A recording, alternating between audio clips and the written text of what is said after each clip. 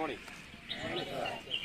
അപ്പോൾ കഴിഞ്ഞ മാസം നടന്ന ഫിസിക്കൽ ടെസ്റ്റിൽ, കേരള പോലീസിലേക്കുള്ള ഫിസിക്കൽ ടെസ്റ്റിൽ നമ്മുടെ അക്കാദമിയിൽ നിന്ന് 2 കുട്ടികളാണ് പങ്കെടുത്തത്.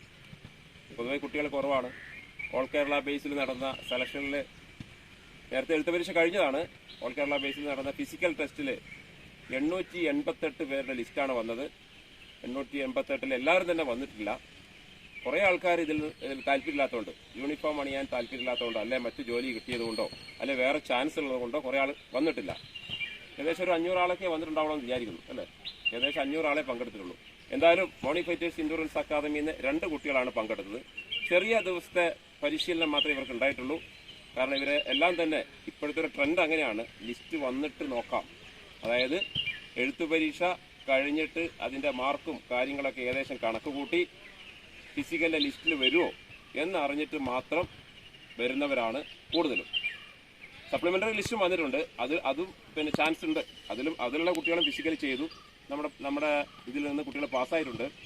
കാരണം അത്യാവശ്യം വേക്കൻസി ഉണ്ടാവും എന്തായാലും. പിന്നെ ഇതിൽ കുട്ടികൾ കുറവായതുകൊണ്ട് മാത്രമല്ല, 500 ആൾ വന്നതിൽ എത്ര ആൾ പാസ്സായി നമുക്കറിയില്ല. നമ്മുടെ അക്കാദമിയിൽ നിന്ന് 2 പേര് പങ്കെടുത്തു, 2 ആളും പാസ്സായി. ഒന്ന് അഞ്ജലി, ഒന്ന് റിൻഷ. അഞ്ജലി കൊട്ടിയൂരുകാരിയാണ്, റിൻഷ മുഴക്കുന്നത്തില്ലങ്കേരി. അപ്പോൾ നിങ്ങൾക്ക് പരിചയമുണ്ട്. കാരണം നിങ്ങൾ ഇവരുടെ കൂടെ ഇവരെ സപ്പോർട്ട് ചെയ്ത ആൾക്കാരാണ്. നിങ്ങളുടെ ഒരു സപ്പോർട്ടും കൊണ്ടാണ് അതിൻ്റെ ഒരു ഭാഗമായിട്ടാണ് ഇവരും കൂടി പാസ്സായത്.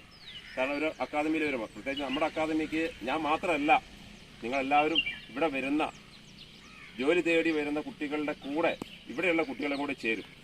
കാരണം നമുക്കിത് പല സെലക്ഷനാണ് വരുന്നത്. നമുക്ക് ആർമിയുടെ സെലക്ഷൻ കഴിഞ്ഞു, അതിന് നമ്മൾ 15 ആൾ പങ്കെടുത്തു. അതിന് മുമ്പ് 15 ആൾ പാസ്സായി. അതിന് മുമ്പ് സ്റ്റാഫ് സെലക്ഷൻ കമ്മീഷൻ്റെ പരീക്ഷയിൽ പല ഡിപ്പാർട്ട്മെൻറ്റിലേക്കായി 15 പേര് ജനുവരി തന്നെ പോയി ട്രെയിനിങ്ങിന് പോയി. അതിനുശേഷം പിന്നെ നമ്മുടെ പോലീസുകാരുടെ സെലക്ഷനിൽ ആൺകുട്ടികൾ 7 പേര് പോയി, 7 പേര് പാസ്സായി. ഇപ്പോൾ ഇവർ 2 പേര് പോയി, 2 പേര് പാസ്സായി. ഇനി അതുപോലെ റെയിൽവേ വരുന്നുണ്ട്. സ്റ്റാഫ് സെലക്ഷൻ കമ്മീഷൻ പരീക്ഷ ഇപ്പോൾ വീണ്ടും കഴിഞ്ഞിട്ടുണ്ട്. അതിൻ്റെ ഫിസിക്കൽ വരും.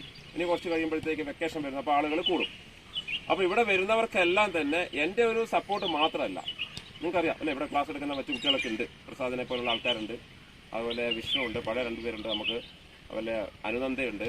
അപ്പോൾ എല്ലാവരും കൂടെ കൂടിയിട്ടാണ് ഇവരെ സപ്പോർട്ട് ചെയ്ത് ഇവരുടെ വിജയത്തിൽ കാരണമായത്. അല്ലാണ്ട് എൻ്റെ ഒറ്റയ്ക്കുള്ള പിന്നെ വർക്കൗട്ട് കൊണ്ടല്ല. നമ്മൾ പിന്നെ ഒരു കുടുംബം പോലെയാണ് ഇവിടെ. ചിലപ്പോൾ ദേഷ്യപ്പെടാറുണ്ട് ഞാൻ, നിങ്ങളുടെ നല്ലതിന് വേണ്ടിയിട്ടാണ്. അലസന്മാരും മടിയന്മാരും വെറുതെ തിരിഞ്ഞു കളിക്കാൻ വേണ്ടി ഇവിടെ അനുവദിക്കാറില്ല നമ്മൾ. എന്തായാലും ഇവരുടെ വിജയത്തിൽ അഭിമാനിക്കാം. എത്ര ട്രെയിനിങ്ങിന് അപ്പോൾ വിളിക്കുന്നറിയില്ല. അതായത് ഇവരുടെ സർട്ടിഫിക്കറ്റ് വെരിഫിക്കേഷൻ കഴിഞ്ഞു. ഇനി ഇവർക്ക് ഉള്ളത് ഒരു മെഡിക്കലാണ്. മെഡിക്കൽ ഇവർ 2 ആളും ഫിറ്റാണ്.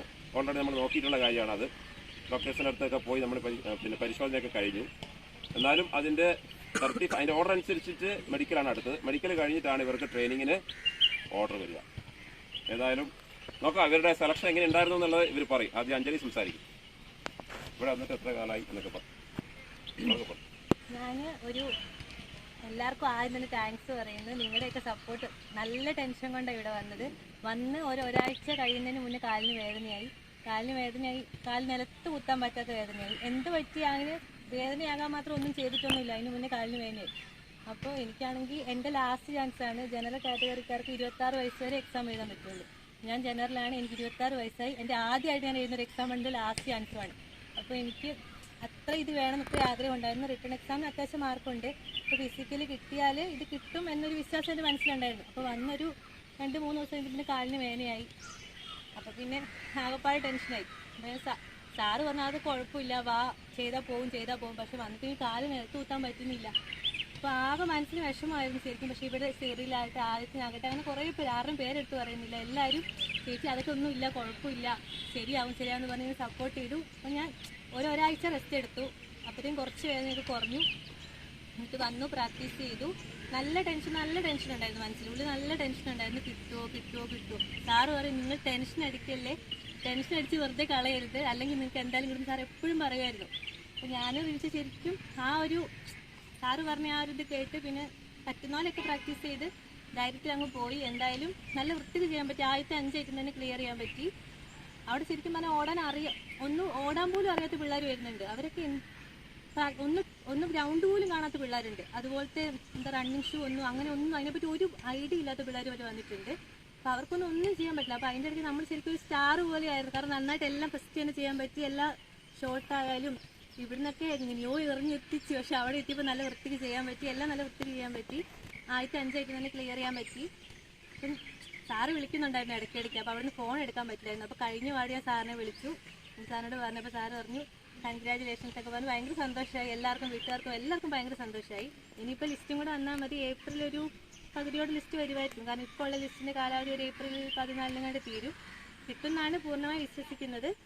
നോക്കാം. മാർക്ക് റിട്ടൺ എക്സാമിന് 66 ഉണ്ട്. പിന്നെ NCC ഉണ്ടല്ലോ, അത് കൂടുതൽ 70 മാർക്ക് അടുത്തുണ്ടാവും. 57 mark cut off.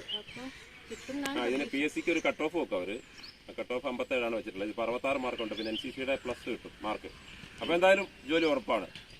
അപ്പൊ ഇവിടെ മനസ്സിലാക്കേണ്ട ഒരു കാര്യം, ആർമിയിലേക്ക് പോകുന്ന കുട്ടികൾ അല്ലെങ്കിൽ സ്റ്റാഫ് സെലക്ഷൻ പോകുന്ന അല്ലെങ്കിൽ മറ്റ് കേന്ദ്രസേനയിലേക്കൊക്കെ പോകുന്ന കുട്ടികൾ മനസ്സിലാക്കേണ്ട ഒരു കാര്യം, കേരള PSC നടത്തുന്ന ഫിസിക്കൽ ടെസ്റ്റ് എന്ന് പറയുന്നത് 8 ഐറ്റാണ്. 8 ഐറ്റത്തിൽ 5 ഐറ്റം നമ്മൾ പിടിച്ചാൽ മതി. അതിൽ 2 റണ്ണിങ് നിർബന്ധമായിട്ടുണ്ടാവും, 2 ത്രോസ് ഉണ്ടാവും, അതുകൂടാതെ ഒരു ഷട്ടിൽ റൺ ഉണ്ടാവും, ഒരു സ്കിപ്പിംഗ് റോപ്പ് ഉണ്ടാവും, 2 ജമ്പ് ഉണ്ടാവും. അങ്ങനെ 8 item. High jump, long jump. ആദ്യം തുടക്കത്തിൽ 100 മീറ്റർ ഓട്ടം, അത് കഴിഞ്ഞാൽ ഹൈ ജമ്പ്, അത് കഴിഞ്ഞാൽ ലോങ് ജമ്പ്, അത് കഴിഞ്ഞാൽ ഷോർട്ട് പുട്ട്, പിന്നെ skipping rope, ball throw, 200 metre ഓട്ടം. ഇങ്ങനെയാണ് 8 ഐറ്റം. ഇതിൽ 5 ഐറ്റം നമ്മൾ ക്ലിയർ ചെയ്താൽ മതി. 5 ഐറ്റം പാസ്സായാൽ മതി. അതിന് ടൈം വെച്ചിട്ടുണ്ട്. ഒരു 1 സ്റ്റാർ ലെവലിലെ ടെസ്റ്റാണിത്. അതുകൊണ്ട് തന്നെ ഇവിടെ നമ്മുടെ ട്രെയിനിങ് എന്താണ്? നമ്മുടെ ട്രെയിനിങ് 3 സ്റ്റാർ ലെവലാണ് അല്ലേ. കമാൻഡോസ് ചെയ്യുന്ന മൂവ്മെന്റ്സ് ആണ് ഞാൻ നിങ്ങളെ കൊണ്ട് ചെയ്യിക്കുന്നത്. അതുകൊണ്ട് നിങ്ങൾക്ക് ഒരു വിഷയം ബുദ്ധിമുട്ട് വരില്ല. ഇനി നമുക്ക് റിൻഷനെ കേൾക്കാം. എല്ലാവർക്കും ഒരുപാട് നന്ദി. ഞാൻ ഇവിടെ വന്നിട്ട് 3 ആഴ്ച കൊണ്ട് പ്രാക്ടീസ് ചെയ്ത് ആകെ അറിയുന്നത് ഓടാൻ മാത്രം. പിന്നെ ഇവിടെ വന്നിട്ടാണ് ആദ്യമായിട്ട് ഷോർട്ട് പുട്ട് എടുക്കുന്നത്, ആദ്യമായിട്ടാണ് ഹൈ ജമ്പ് ചാടുന്നത്, ലോങ് ജമ്പ് ചാടുന്നത്. ഓടാൻ മാത്രമേ അറിയുള്ളൂ, വേറെ ഒന്നും അറിയില്ല. പിന്നെ എന്താ പറയണ്ട, ഭയങ്കര പേടിയായിരുന്നു ഇത് പാസ്സാവുക വെച്ചാൽ. എൻ്റെ മുന്നേ ഫ്രണ്ട്സൊക്കെ പോയിട്ട് എല്ലാവരും പിന്നെ പൊട്ടിപ്പാളീസായി വന്ന ആൾക്കാരുണ്ട്. അപ്പോൾ അവരൊന്നും പാസ്സാകാൻ എനിക്കും ഭയങ്കര പേടിയായിരുന്നു. പാസ്സാവുക. ആദ്യത്തെ 5 ഐറ്റം തന്നെ എനിക്കും ക്ലിയർ ചെയ്യാൻ പറ്റി.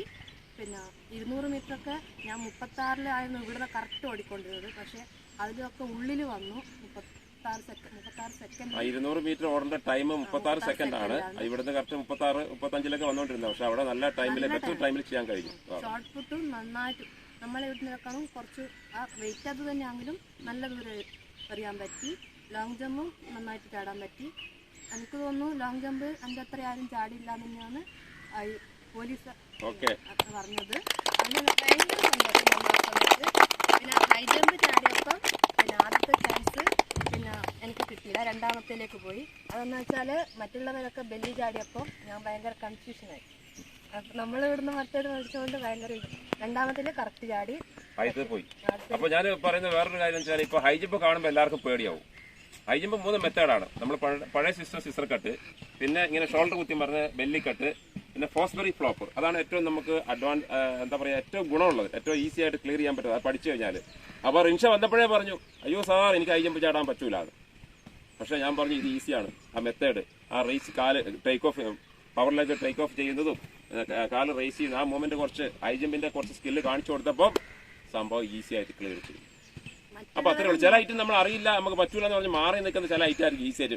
ഇപ്പൊ ഒരു 100 മീറ്റർ ഓടുന്ന പിന്നെ ബുദ്ധിമുട്ടുണ്ടോ ഹൈ ജമ്പ് ചാടാൻ വേണ്ടി? ഓടിപ്പോ 4 സ്റ്റെപ്പ് വെച്ച് ചാടേണ്ട കാര്യമുള്ളൂ പഠിച്ചു കഴിഞ്ഞാൽ. 1500 മീറ്റർ ഓടുന്ന ബുദ്ധിമുട്ടുണ്ടോ? അതാണ് പഠിക്കേണ്ട കാര്യങ്ങൾ. പഠിച്ചു പോയി കഴിഞ്ഞാൽ ഈസിയാണ്. അതിനകത്ത് എനിക്കുണ്ടായ ഫോൾട്ട് എന്ന് വെച്ചാല് പിന്നെ ആ സമയത്ത് ഞാൻ മറ്റുള്ളവരെ പെർഫോമൻസ് നോക്കി. അത് ചെയ്യാൻ പാടില്ലായിരുന്നു. നമ്മളെ ഇതില് വിശ്വസിച്ചിട്ട് ചെയ്തായിരുന്നു. പിന്നെ മറ്റുള്ളവരെ അവര് ഭയങ്കരമായിട്ട് പാമ്പൊക്കെ ചെയ്യണം. അതൊന്നും കണ്ട് നമ്മൾ പേടിക്കേണ്ട ഓരോ ആവശ്യമില്ല. സാറ് പറഞ്ഞ പോലെ തന്നെ ഓരോ ഇതിന് മുന്നേ ചോക്ലേറ്റ് കഴിച്ചു. പിന്നെ അതിനനുസരിച്ചുള്ള ഓരോ എക്സസൈസ് സാർ പറഞ്ഞായിരുന്നു, അതൊക്കെ ചെയ്തു. അതുകൊണ്ട് ഒരു കാലുവേദന പോലും ഇല്ലാതെ ഞാൻ അവിടുന്ന് തിരിച്ചു വന്നത്. നമ്മൾ ഈ സ്പോർട്സ് ഗ്രൗണ്ടിൽ നമ്മൾ പിന്നെ കോമ്പറ്റീഷനിൽ പങ്കെടുക്കുമ്പോൾ ഗ്രൗണ്ടിൽ കിടന്നിട്ട് പലരും പല മൂവ്മെന്റ്സും കാണിക്കും, നമ്മളെ പേടിപ്പിക്കും. അപ്പൊ അത് പേടിപ്പിക്കുന്നില്ല, അവരവരുടെ മൂവ്മെന്റ് ചെയ്യുന്നത്. അപ്പൊ നമ്മൾ അറിയാത്ത മാതിരി നമ്മൾ പേടിച്ചു പോകേണ്ട കാര്യമില്ല. ബോക്സിംഗ് റിംഗിലൊക്കെ നമ്മൾ കണ്ടിട്ടില്ല, എല്ലാ ഫൈറ്റിംഗ് കോമ്പറ്റീഷനിലും അങ്ങനെയാണ്. ഇപ്പൊ ഇതൊരു ഫൈറ്റിംഗ് ആണ്, ഒരു മത്സരമാണിത്. അപ്പൊ നമ്മൾ പറഞ്ഞു തന്നിട്ടുണ്ട്, ഇവിടുന്ന് എന്തൊക്കെയാ ചെയ്യണം എന്നുള്ള പറഞ്ഞു കൊടുത്തിട്ടുണ്ട്. അവിടെ പോവാ, വാമിംഗ് ചെയ്യുക, നന്നായിട്ട് സ്ട്രെച്ച് ചെയ്യുക, വാമിംഗ് ചെയ്യുക. അപ്പൊ ഇത് ചെയ്യുന്ന കാണുമ്പോൾ മറ്റൊരു ഓളെന്താ ചെയ്യുന്നത്, മറ്റവനെന്താ ചെയ്യുന്നത്, അങ്ങനെ ചിന്തിക്കും. നമ്മൾ അതിലൊന്നും വറിയിടാവേണ്ട കാര്യമില്ല. അത് നേരത്തെ പറഞ്ഞ പോലെ ഒരു ചോക്ലേറ്റ് നമ്മൾ ഇവന്റ് തുടങ്ങുന്നതിന് മുമ്പ് ഒരു ചോക്ലേറ്റ് കഴിച്ചാൽ അവന് പ്രത്യേക എനർജി കിട്ടുമെന്നൊക്കെ പറഞ്ഞിട്ടുണ്ട്. അതെല്ലാം അവർ നന്നായിട്ട് ചെയ്തു, നന്നായിട്ട് വർക്കൗട്ട് ചെയ്തു, സ്ട്രെച്ചിങ് വാമിംഗ് ഒക്കെ കഴിഞ്ഞിട്ടാണ് ഇറങ്ങിയത്. അതുകൊണ്ട് ഈസി ആയിട്ട് പാസ്സാകാൻ കഴിഞ്ഞു. ഏതായാലും രണ്ടുപേർക്കും മോർണിംഗ് ഫൈറ്റേഴ്സിന്റെ അഭിനന്ദനങ്ങൾ.